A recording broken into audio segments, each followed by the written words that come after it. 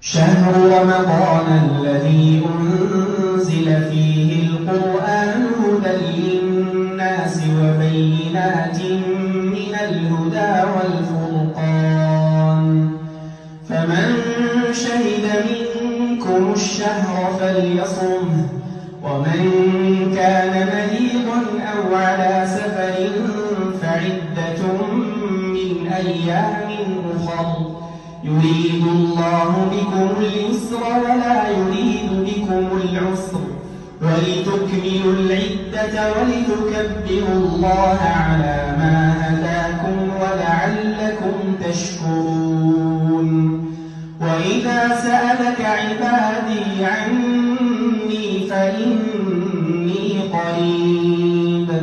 أجيب دعوة الداع إذا دعان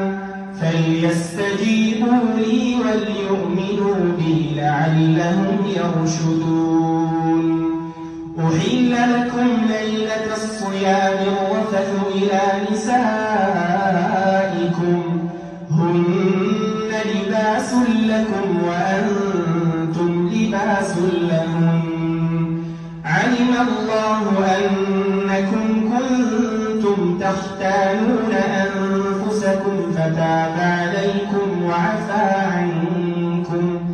فالآن باشروهن وابتغوا ما كتب الله لكم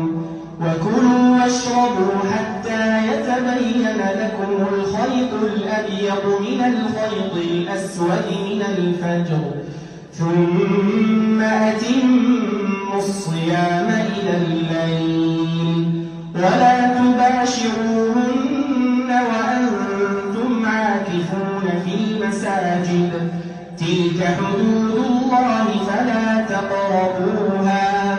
كذلك يبين الله آياته للناس لعلهم يتقون ولا تأكلوا أموالكم بينكم